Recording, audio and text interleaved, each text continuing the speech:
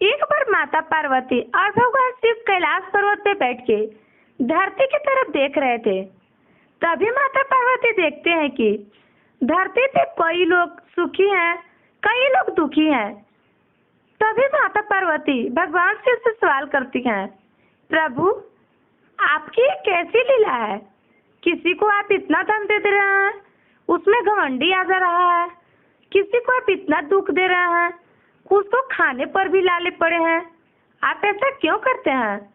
सभी तो आपके भक्त हैं, आपको तो सभी पे नजर रहता है, फिर आप ऐसा क्यों कर रहे हैं? तब भगवान शिव बोलते हैं कि सती तुम हमारे साथ पृथ्वी पर चलो कुछ दिनों के लिए। वहां रहकर तुम सब समझ जाओगी कि मैं ऐसा क्यों करता हूँ। व्यक्ति दुखी क्यों रहता है, सुखी क्यों रहता है। तब माता सती ने पृथ्वी पर आने को तैयार हो गईं और दोनों पृथ्वी पर आईं। माता पार्वती और भगवान भोलेनाथ मनुष्य के रूप धारण कर लिए। माता पार्वती भोजन बनाने के लिए चूल्हे की व्यवस्था करने लगी। एक घर में ईंटें के लिए गईं। वहां जाने पर उस घर में बहुत झगड़े हो रहे थे। कोई परिवार सुखी नहीं था, सब आपस में ही लड़ झगड़ रहे थे। माता पार्वती वहां से ईंटा नहीं लाई, वापस लौट गई। एक घर में गई लकड़ी के लिए। वहां देखे कि सभी परिवार एक दूसरे की चुगली कर रहे थे, एक दूसरे की बुराई कर रहे थे। माता पार्वती वहां से भी लकड़ी नहीं लाई, वापस आ गई। फिर माता पार्वती एक घर चावल के लिए गई। वहां जाने पर देखी कि वहां पे सभी लोग भक्ति में लीन थे, हरि कीर्तन कर रहे थे, बाबा भोलेनाथ की चर्चा कर रहे थे, पूजा पाठ कर रहे थे। व्यक्ति व्यक्ति वहां के पूजा में मगन थे। माता पार्वती वहां से चावल की पोटली लेकर आ गई। फिर माता पार्वती भगवान शिव से कहती है, प्रभु मैंने तो जहाँ जहाँ गई कहीं लड़ाई देखी, कहीं झगड़े देखी। एक ऐसा ही घर देखा जिसमें भक्ति हो रही थी, आपके चर्चे हो रहे थे, हरि कीर्तन हो रही थी। तब भगवान शिव कहते हैं, ठीक है पार्वती, आप तो एक जगह देख लिए, अब दूसरे गांव में चलते हैं कि वहां लोग दुखी क्यों रहते हैं। माता पार्वती कहते हैं, ठीक है स्वामी। दोनों कोई दूसरे गांव में जाते हैं।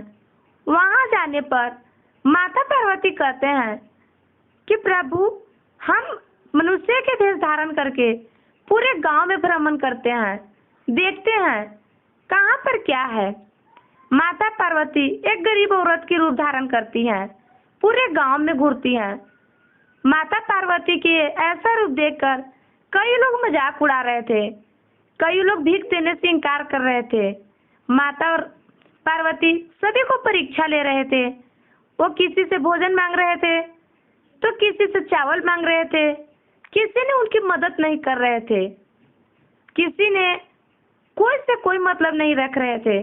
सब आपस में मगन थे, सिर्फ अपने अपने मतलब से इसकी उसकी चुगली कर रहे थे, कहीं कहीं लड़ाई लगवा रहे थे, कई लोग आपस में ही लड़ रहे थे। फिर माता पार्वती भगवान शिव के पास आती है और कहते हैं, प्रभु यहाँ तो और भी मुझे रहा नहीं जाता। इससे बढ़िया तो उस गांव में था जो एक व्यक्ति कम से कम आपके भजन कीर्तन में लगा था, आपके चर्चा कर रहा था। मुझे तो वहां से आने के मन ही नहीं कर रहा था, और यहाँ से तो लग रहा है कि मैं कब चली जाऊं। यहाँ के व्यक्ति अच्छे नहीं हैं। तब भगवान शिव कहते हैं, सती तुम देख ली कि मनुष्य में क्या कमी है और मैं इन लोग के दुख और सुख क्यों देता हूँ। तब माता सती कहती हैं, स्वामी मैं समझ चुकी हूँ कि व्यक्ति दुखी क्यों रहता है। माता पार्वती भगवान शिव से कहती है कि व्यक्ति इसीलिए दुखी रहता है कि कभी भगवान के भजन नहीं करता, कभी भगवान की याद नहीं करता है, अपने आप से मतलब रखता है। किसी की चुगली करना, किसी के झगड़े करवाना, तो किसी के घर से चोरी करना, तो किसी के घर से शराब लाके पीना, बस यही काम रहता है।